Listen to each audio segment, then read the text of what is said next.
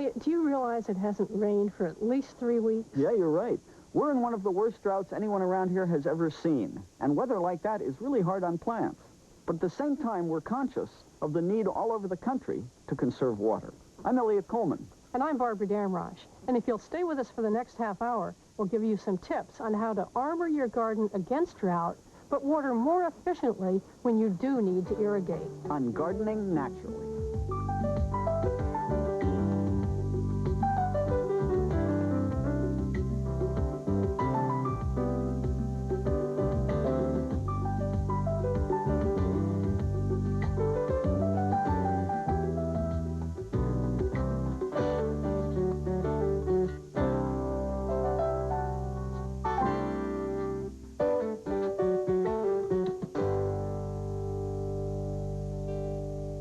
When most people think of irrigation or watering, they think of applying water to the soil with a watering can or a sprinkler or something.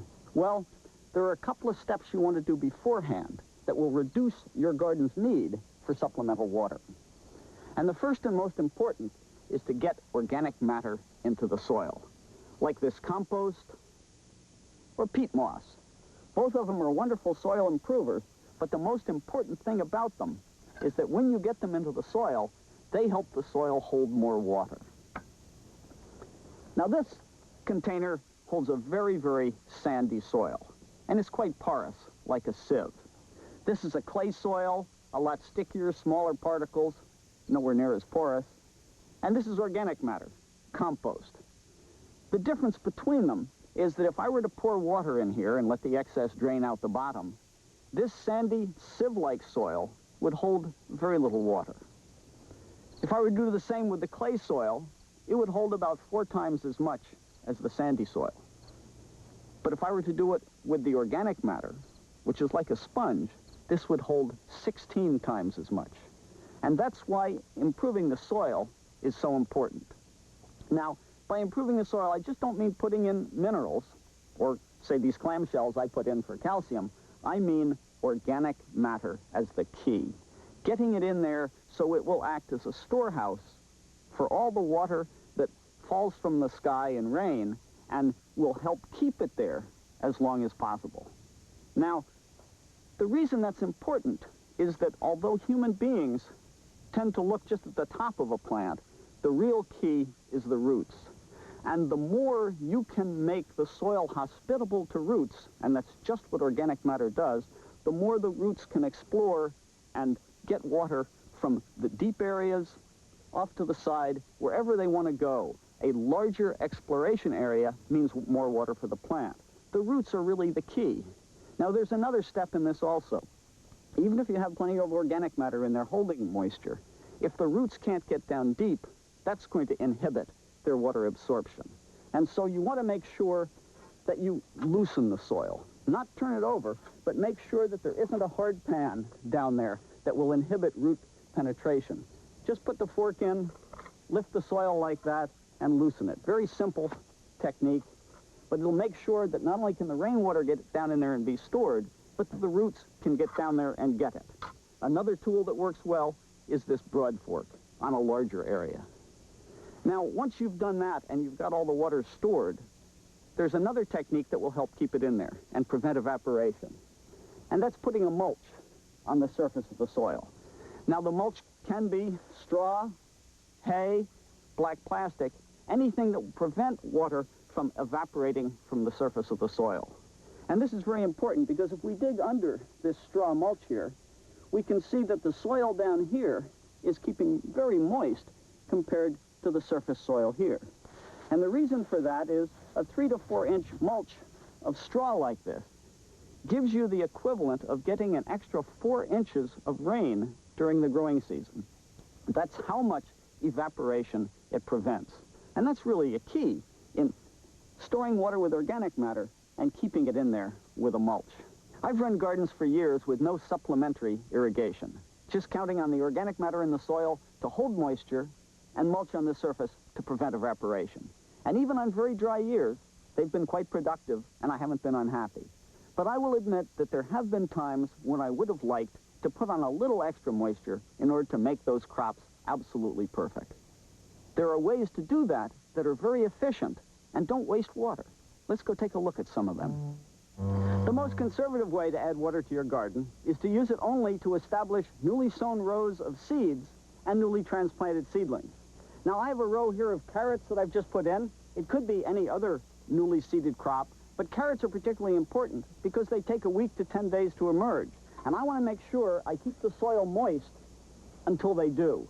And I do that by just going along the row once a day with a watering can like this, just putting on enough water to keep the surface of the soil moist so the seeds will stay moist and germinate well.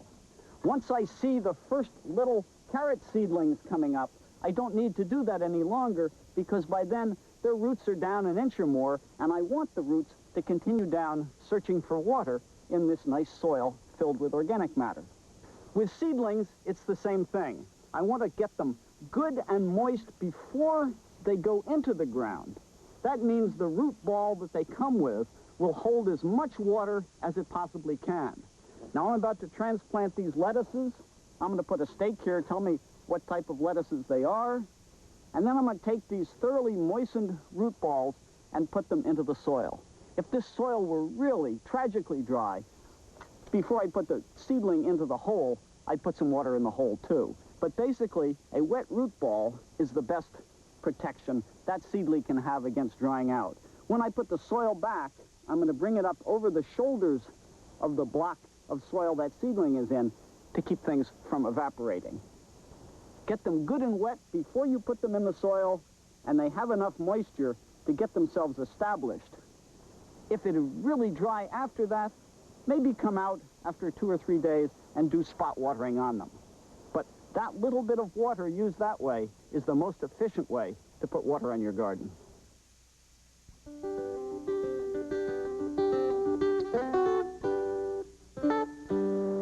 One year I tried growing my eggplants in some copper pots. I found it worked great because the soil in here warmed up very quickly and produced the plants very quickly. And they turned out to be very pretty plants that were an ornament to my garden. They even make nice purple flowers. So I started experimenting a little bit, and I tried growing herbs in the pot along with the eggplant. Here's some dark purple basil, which is looking lovely with it. And over here, I put some annual portulaca in a ring around the eggplant. As you can see, it hasn't set the plant back any. In fact, it's produced a nice, healthy fruit. And I love the way that looks.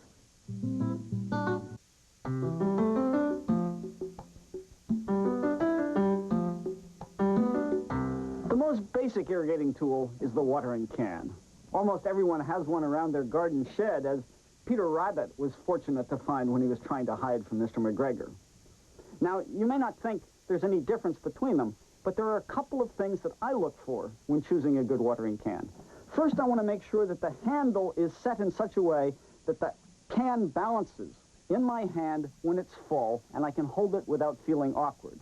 And I also want to know that the handle goes around like this wonderful old French design, so I can move my hand easily and get rid of the water. You can even carry 2 of them like this. When they're full, they're comfortable, and yet as you walk down between 2 rows, you can just move them in your hand and put water on as you empty the cans. 2 whole rows watered very quickly and very easily. Now, I consider this one more of a sprinkler can. It's much smaller, only holds about half as much as that, has a nice long neck so you can reach into places. But here's the other important thing, is the part here that delivers the water, known as a rose. And this is a very fine rose, very fine holes in there, so the water that comes out softly and gently. You can either put it on with the holes pointing down, like that, and water directly onto the ground, or, to be even slightly more gentle, put it on with the holes pointing up, and then you get the water going up and down like a rain. The one thing to remember with all these cans is as the water level in the can gets near the bottom, you won't have enough pressure in there to get a nice soft sprinkle, and the water will tend to drip out the end like think about is as the water level drops, you want to make sure that the end, you're not over a row of tender seedlings that would be harmed by that hard bit of water. When you want to put water on larger areas of the garden, such as this magnificent bed of celery and celeriac, the best choice is drip or trickle irrigation. Now, this is a wonderful system that instead of spewing water all over, just puts it out drop by drop. And it consists of a hose with little parts in it called emitters. And the emitters lower the water pressure. You can do it with very low water pressure to begin with. So just drop by drop comes out at each spot. In this case, they're 15 inches apart. And the advantage of that is that all the water slowly dripping out is absorbed by the soil. None is wasted on the air. And this is done very slowly over a period of time. And as you can see from the difference between the dry soil there and the wet soil here, it soaks in about a foot either side. I have 2 hoses going down on either side of this bed, and just waters the area that you want to put the water into in order to put the water right at the roots of vegetables that need it, like this celeriac. Now, the nice thing about this overall is that if you have very little water available in your home system or low pressure, this system doesn't put on a whole lot of water at a time. In fact, it only uses about 1/10 the water of an overhead sprinkler. And it operates ideally on very low pressure. When you turn on the water at the faucet, you only want to turn it a quarter or half turn in order to make sure that you have low pressure in this system. Over the period of about 4 hours, this will very, very slowly moisten the whole root depth of any crop you want to use it on. Now, the next step beyond this puts on water a little faster than this, and it's what Barbara uses in the flower garden. I like to cope with watering by trying not to water at all. Now, putting a lot of organic matter into my soil is one good strategy. It'll help to retain moisture. Another thing I like to do is spread a nice decorative mulch like this shredded bark. That'll also help keep the soil moist all summer. But another good strategy is to choose plants that aren't going to need a lot of water. For instance, this baby's breath. Even during this August drought, it's blooming just beautifully. Better yet, I try to look for plants that are native in the wild landscape around me that seem to resist the August drought. For instance, this pearly everlasting over here. Its Latin name is Anaphyllus margaritacea, and it blooms at the edge of the woods and in the fields around here. Always blooms late in the summer when it's dry, and it seems to do beautifully. Now, let's face it, we all break down and grow something that does need some water once in a while. For instance, roses. Roses are deep-rooted, and they're not going to die in a drought, but they're certainly going to stop blooming. What I do is I try to grow my roses in a small contained area, and anything else that's going to need a lot of water, I'll put there too, so that if I have to water, it's one small plot. That means I don't have to drag hoses all around the property and use an awful lot of water. Come on, I'll show you what I mean. Roses are a deep-rooted plant. They're not going to die or even wilt during a drought, but they will stop blooming. Now, I've kept these blooming right along, even during the drought, by giving them some extra water. And it didn't hurt these annuals either. They got in awfully late. There's some nice lime green nicotianas and some pink snapdragons that needed some extra help. These vines are also annuals, chickling vetch and some morning glories, and I was eager for them to cover this arbor quickly. Again, I needed a little extra water. It even benefited these alpine strawberries that are still bearing. Isn't that great? How did I accomplish this? By a wonderful device called a soaker hose that's also good on shrub plantings.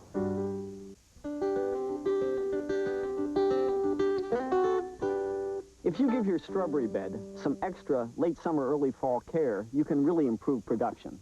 I'm out here now cutting out the extra runners. Each runner is going to make a new strawberry plant, and if I let too many of them form, it's going to be too crowded. And if the plants are too crowded, I won't get as many of those nice, large, sweet berries I want. So I limit the number of plants that I let form. But you can do something with the extra runners. If these were an ever-bearing strawberry, one that keeps going late into the season, you can have strawberries long after anybody else. Come out here when the runners are forming with little pots filled with potting soil. Dig a hole, put them in there at the same soil depth so they'll stay moist, and then root the runners right into the pot. Each of these runners is going to make roots out of the bottom of it. That's what they're doing on the soil here. But this way, you're going to get them to root right into the pot, and then you'll be able to dig up these little pots with the strawberry plants in them and move them on into your greenhouse, your cold frame, anywhere you want to put them, and then keep that production going so far into the fall that the neighbors will be really jealous. The difference between a soaker hose and a drip hose is that the soaker hose puts on water at about 3 times the rate that the drip did. And yet that's only about 1/3 the rate of an overhead sprinkler. Now the soaker hose works by oozing water all along its length. This particular one happens to be made out of recycled tires, a great use for them. And you can bury it under the mulch like this if you don't want to see it, or leave it on top if you're moving it around. It's very flexible, and you can be put next to a whole bunch of different bushes. But the important thing is that it puts water right down next to the roots. And you really want to make sure when you're watering plants to give them one good solid watering. Well, they're looking a little stressed, Barbara. Yeah. You can tell we just put them in this spring, and they're not happy with this lack of water in August. But I think this watering is going to do them a lot of good. Great. I'm going to borrow the hose for a minute, though, because I want to do something about this viburnum. Sure, I'll put the wand on there. One nice thing about having a click-on system on your hose system is that you can take one implement off and click another one in without going back to the faucet to turn it on and off. Yeah, I really like both soaker hoses and wands deliver the water to the ground, not on the leaves of the plant. I don't like to wet the foliage of plants too much. It can lead to disease, especially in this kind of muggy weather. Now, one thing that's made life easier for this plant and all the others I've planted is that I've made an earth saucer around it. You can see that under the mulch. And that helps to hold water in place and let it really soak in.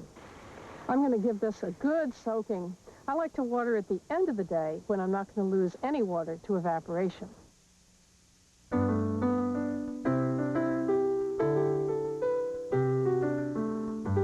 Here's one of my favorite perennials in the garden. It's purple coneflower. Latin name is Echinacea purpurea. It's a Native American prairie plant. This is a cultivar called Bright Star. It's a wonderful flower. Sometimes they're smaller, sometimes they're larger, but they always have these purple ray flowers and this lovely rust-colored cone that sticks up in the middle. Even after the ray flowers fall off, the cone is ornamental.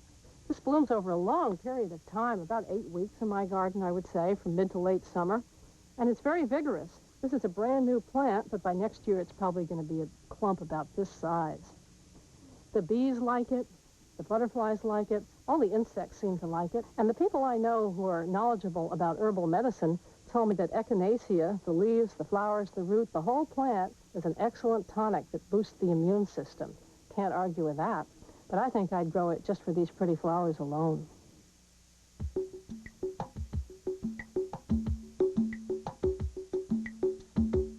I've always been fascinated by systems that turn the problem into the solution, and that's what we have here. The sun, which is causing your plants to grow through photosynthesis, but is also evaporating the moisture from the soil, can now power this solar panel, and the solar panel directly powers this little 12-volt pump. No batteries needed in between. And small as this is all you need.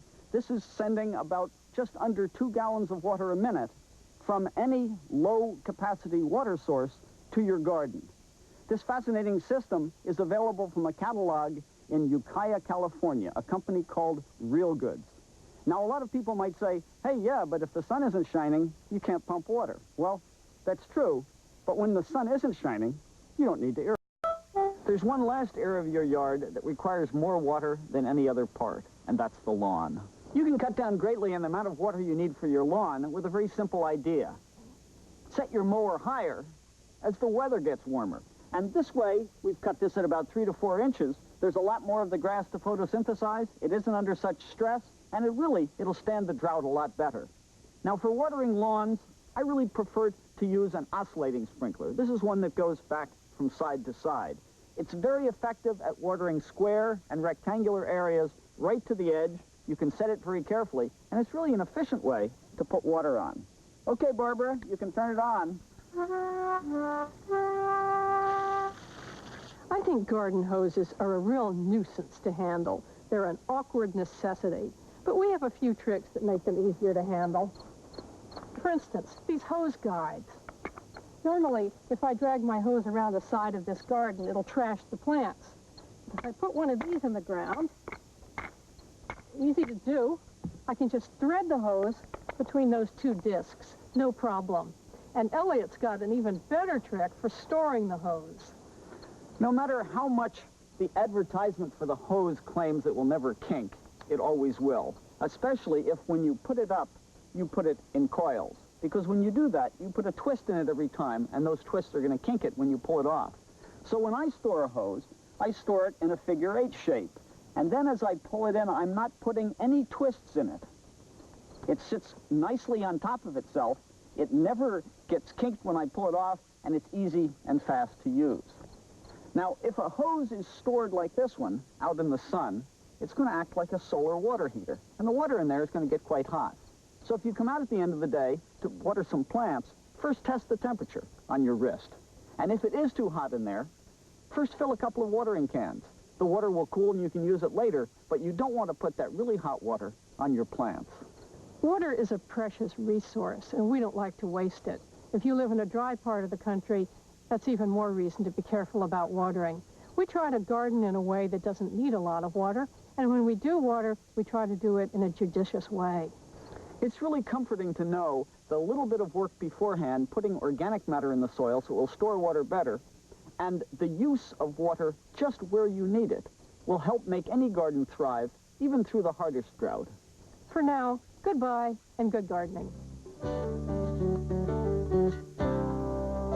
Next on TLC, get started on easy home projects that anyone can handle here on Homebodies. Then indulge your creative side with Debbie Stapley on Crafts & Company here on TLC.